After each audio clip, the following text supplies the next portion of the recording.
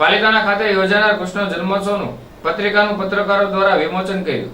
શ્રી કૃષ્ણ ધર્મોત્સવ પ્રદર્શન સમિતિ અને ગૌ સેવા સમિતિ પાલિતાણા દ્વારા શ્રી કૃષ્ણ જન્મોત્સવની નીકળનારી 26મી રથયાત્રાના આગમનને યોજાયેલ ભવ્ય સાંસ્કૃતિક કાર્યક્રમો અને પ્રદર્શન આયોજન બેઠક યોજાઈ હતી। કાર્યક્રમની પત્રિકાનું દર વર્ષની જેમ પાલિતાણાના સમસ્ત પત્રકાર મિત્રોના વરદ હસ્તે વિમોચન કરવામાં આવ્યું હતું।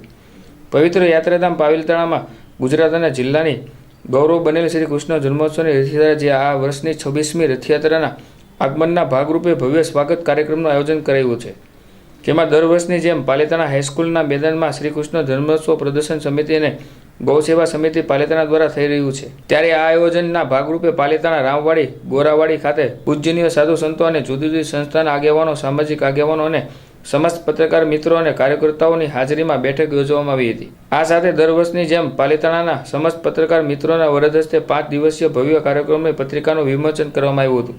આ બેઠકમાં કાર્યક્રમ વિશે સંપૂર્ણ માહિતી કલ્પેશભાઈ પરમાર દ્વારા અપાઈ હતી, જેમાં 5 દિવસીય ધાર્મિક પ્રદર્શન અને સાંસ્કૃતિક કાર્યક્રમની વાત કરી હતી, જેમાં આ કાર્યક્રમમાં ઉપસ્થિત તમામ લોકોને તેમજ પત્રકાર મિત્રોને ભરતભાઈ રાઠોડ દ્વારા આભાર વ્યક્ત કરવામાં આવ્યો હતો। છેલ્લા 22 વર્ષથી આ સેવાની પ્રવૃત્તિ ચાલી આવી છે, ત્યારે આ ધાર્મિક જન્માષ્ટમી ઉપર 22 વર્ષથી આ કાર્ય કરી છે। છેલ્લા 7 વર્ષથી પાલિતાણાના હાઈસ્કૂલના મેદાન પર ભવ્ય અને દિવ્ય સાંસ્કૃતિક આયોજન હોય છે, નંદોત્સવનું આયોજન હોય છે અને હાઈસ્કૂલના ગ્રાઉન્ડની અંદર ધાર્મિક વાતાવરણ ઊભું થાય એ રીતે બાબા અમરનાથની ગુફા હોય છે, ગોવર્ધન પર્વત હોય છે, કૃષ્ણ લીલા હોય છે અને ઝૂલા હોય છે અને કૃષ્ણ દર્શનના ઝૂલા પણ હોય છે।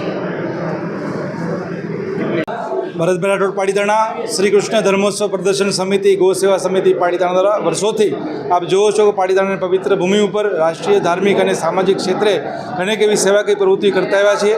ત્યારે પાલિતાણાનું ગૌરવ એવું નહીં પણ આખા ગુજરાતનું ગૌરવ એવી આગામી 26મી રથયાત્રા જ્યારે નીકળનારી છે, ત્યારે વર્ષોથી આપણે પાલિતાણામાં શ્રી કૃષ્ણ જન્મોત્સવ પ્રદર્શન સમિતિ અને ગૌ સેવા સમિતિના કાર્યકર્તાઓ દ્વારા ભવ્ય સાંસ્કૃતિક કાર્યક્રમો કરવામાં આવે છે। આજરોજ પાલિતાણામાં આજના તારીખના રોજ રામવાડી ખાતે સર્વ સમાજના આગેવાનો સંતોની ઉપસ્થિતિમાં, વિશેષ સર્વ પાલિતાણાના પત્રકારોની વિશેષ ઉપસ્થિતિમાં આજે પત્રિકાનું પણ વિમોચન થયું છે।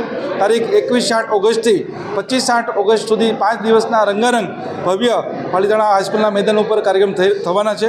આજે આ કાર્યક્રમમાં આપ જુઓ છો પાલિતાણા શહેર અને તાલુકાની તમામ ધર્મપ્રિય જનતા સાથ અને સહકારથી અને બહોળી પ્રમાણમાં જોડાય છે, જેથી કરીને પાલિતાણામાં આખું શ્રાવણ માસ દરમિયાન એક ધર્મમય વાતાવરણ બને છે। એવા ધર્મ ઉલ્લાસથી 26મી રથયાત્રાના ભાગરૂપે સાંસ્કૃતિક પ્રોગ્રામનું ભવ્ય આયોજન આજરોજ અહીંયા ખુલ્લું મૂકવામાં આવ્યું છે। આ આયોજનમાં વિશેષ કઈ પ્રકારના જે હોય છે? વર્તમાન સમયમાં આપ જુઓ છો કે જ્યારે પણ કાર્યક્રમો થતા હોય ત્યારે પ્રકૃતિ, પર્યાવરણ, બેટી બચાવો અને ખાસ કરીને આપણે રાષ્ટ્રની ધરોહર એવા લોકોની સુરક્ષાના હેતુ આપણે ખાસ કરીને ફાયર સેફ્ટીના જે કંઈ કાર્યક્રમો કરવાના છે, જેથી કરીને હમણાં આપણે દુઃખદ ઘટના જે રાજકોટની અંદર બની છે એના લીધે અમે આજે એક એવિડન્સ એક ઊભો થશે, જેથી કરીને લોક જાગૃતિ થશે કે ફાયર સેફ્ટીથી લોકોની જાનહાની બચી શકે છે, કે આપણે એક પોતાની એક જવાબદારી શું છે ઘરમાં અને જાહેર ક્ષેત્રની અંદર, તેવા નાના મોટા કાર્યક્રમો ફ્લોટોના માધ્યમથી અમે લોકોની વચ્ચે મૂકવાના છે। પર્યાવરણની પણ જરૂર છે તો લોકો વૃક્ષ વાવે, પાણીની સમસ્યાઓ છે તો જળનો બચાવ કેમ કરો, લોકોની શું જવાબદારી આમ નાગરિકને બને છે, એવા સુંદર મજાના ફોટો સાથે એક સારા એવા મેસેજ સાથે આ પ્રદર્શનની અંદર અમે મૂકવામાં આવવાના છે। કેટલા બાળકો સાંસ્કૃતિક કાર્યક્રમમાં ભાગ લે છે?